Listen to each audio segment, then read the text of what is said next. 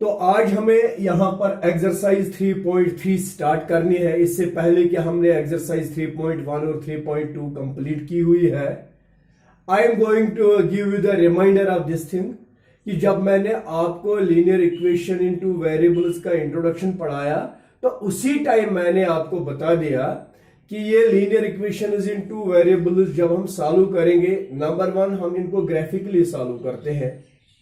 Graphical solution का मतलब हो गया जब दो इक्वेशंस का हमने ग्राफ ड्रा किया है तो जहां पर ग्राफ लाइन्स इंटरसेक्ट करती है, जिस पॉइंट पर वो इंटरसेक्ट करती हैं वो पॉइंट माना जाता है सॉल्यूशन। और उस पॉइंट के दो कोऑर्डिनेट्स, एक्स कोऑर्डिनेट एक्स का वैल्यू और वाई कोऑर्डिनेट वाई का वैल्यू होता है।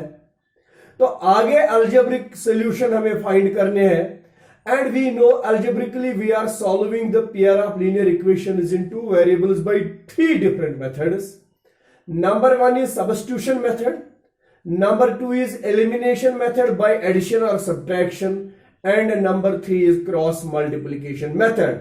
तो चलिए बेटा, आज की एक्सरसाइज जो 3.3 है, today we have to start substitution method. तो सब्स्टिट्यूशन मेथड के लिए मैं एक क्वेश्चन आपको दिखाऊंगा। बाकी के जितने भी पार्ट्स इस क्वेश्चन में है वो इजीली आप सॉल्व कर सकते हैं और इसी पार्ट पर आप बिल्कुल अपना अटेंशन रखना। क्वेश्चन ऊपर लिखा है solve the following pair of linear equations bye substitution method.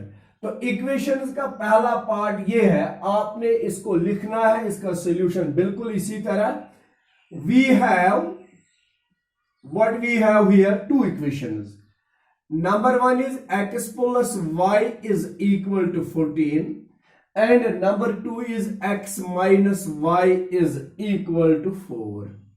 ये दो इक्वेशंस दे हैं। पहली बात मैं आपको समझाऊंगा यहां रेफर करके कि ये दो इक्वेशंस अगर इस कंडीशन में होंगी, x plus y is equal to 14, पहली इक्वेशन इस तरह लिखी जाएगी और दूसरी equation x minus y minus 4 is equal to 0। हमने ये भी पढ़ा है linear equation in two variables का जो राइट हैंड साइड है वो 0 के बराबर होता है।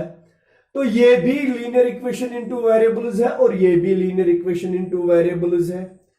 अब इन दो इक्वेशंस में फर्क ये है कि पहली इक्वेशन में कांस्टेंट टर्म राइट साइड में है और दूसरी इक्वेशन में कांस्टेंट टर्म लेफ्ट साइड में है। और इक्वेशन सॉल्व करते वक्त सबसे पहले आप इस बात का ख्याल रखेंगे कि या तो ये दोनों इक्वेशंस में राइट साइड में होना चाहिए कांस्टेंट टर्म या लेफ्ट साइड में। तो यहां पर हम देखते हैं दोनों इक्वेशंस की जो कांस्टेंट टर्म है वो दोनों इक्वेशन में राइट साइड में है। तो इसलिए इस इक्वेशन का हम नाम 1 देते हैं और इसका नाम 2 देते हैं। और याद रखना हमें कौन सा मेथड इसमें फिलहाल अप्लाई करना है, that is substitution method. Substitution method के लिए आपने क्या करना है, you have to write from equation 1 we have, equation 1 पहले लिखेंगे, it is x plus y is equal to 14। This is a linear equation in two variables. Substitution method में जब आपने दो में से कोई इक्वेशन लेनी है, जरूरी नहीं है आप इक्वेशन 1 ही लेंगे, you are allowed to take equation 2, but it is better to start it from equation 1।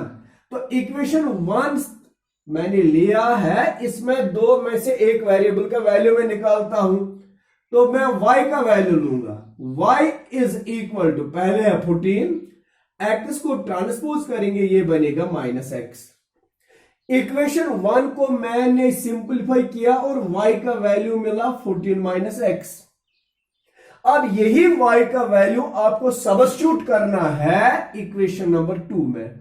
मैं लिखता हूं substitute the value of y from equation 1 in equation 2 we get, substitute the value of y from equation 1, जो equation 1 से आपका y का value आ गया इसको substitute करिए इक्वेशन 2 में।